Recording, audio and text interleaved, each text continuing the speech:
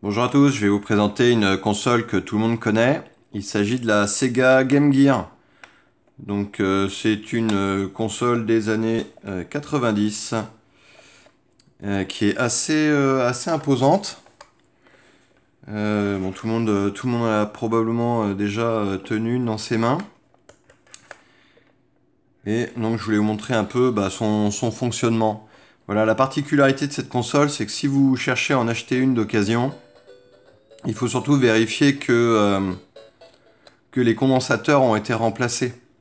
Parce que c'est une carte sur laquelle il y a des condensateurs chimiques qui étaient installés d'origine. Et ces condensateurs, ils ont tendance à fuir et à ne plus fonctionner au bout d'un moment.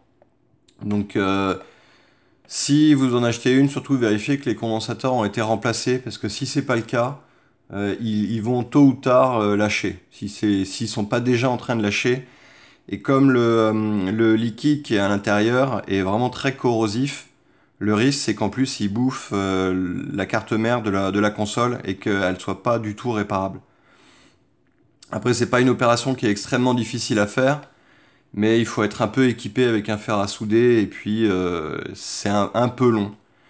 Donc après, voilà, si vous en cherchez une, prenez-en une où les condensateurs ont déjà été remplacés. Condensateurs qui sont liés principalement à l'affichage. Quand les condensateurs sont morts, on n'a plus du tout d'affichage. On a soit un contraste qui est très faible, où il faut vraiment regarder en diagonale là pour voir quelque chose, parce qu'il y a pratiquement plus d'éclairage. Et on peut pas faire ça, par exemple. Vous voyez, mettre le contraste à fond et avoir un écran qui est quasiment blanc. Et également au niveau du son. On voit le son est très faible quand les condensateurs ne fonctionnent plus. Alors qu'on voit lorsque les condensateurs fonctionnent, le son est assez fort. Donc après, c'est une console qui sinon n'a pas trop de problèmes. Bien regarder, oui, l'état de la plasturgie.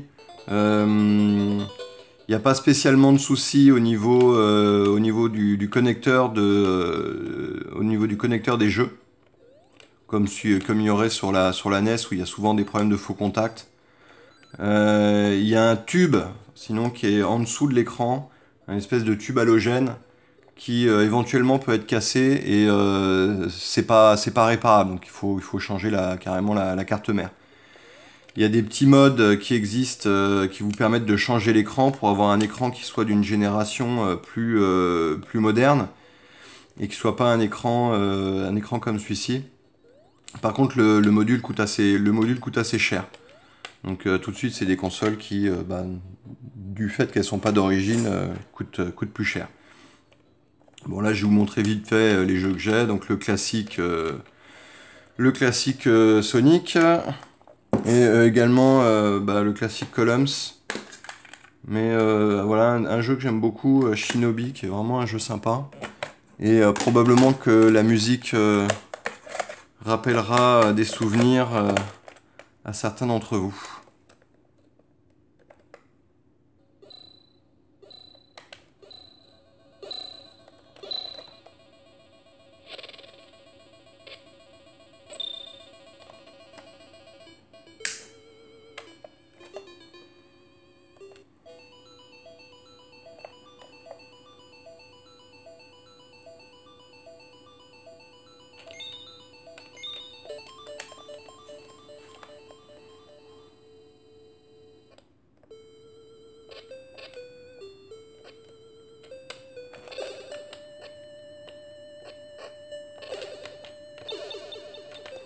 Ouais, c'était un jeu qui était je trouve, assez difficile.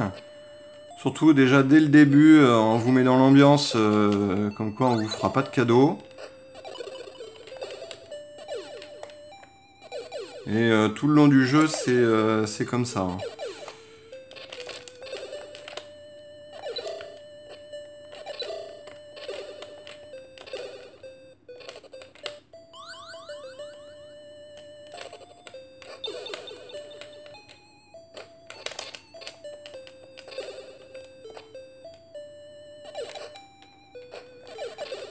Bon, désolé si je fais bouger la console en même temps. Voilà, donc bon. Voilà, on a fait le tour. C'est allé vite. C'est vite perdu.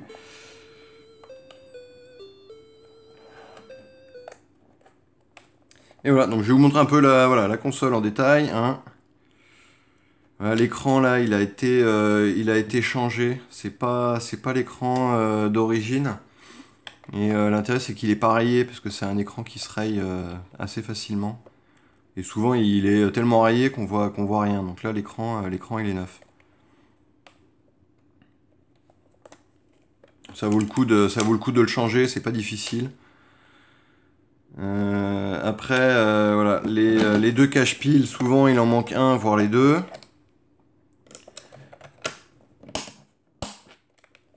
C'est une console qui bouffe vachement de piles du fait que l'écran est est rétro éclairé.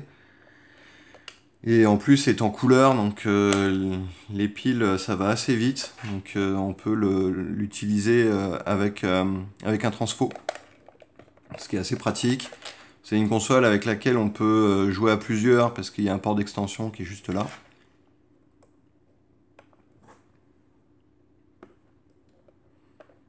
Donc voilà, donc celle-là elle est pas trop abîmée. Souvent la coque ici, il y a beaucoup de patine parce que ça frotte sur les parties du dessus. Les boutons répondent bien, hein, ils fonctionnent bien. Les pads qui sont juste en dessous ne sont pas déchirés.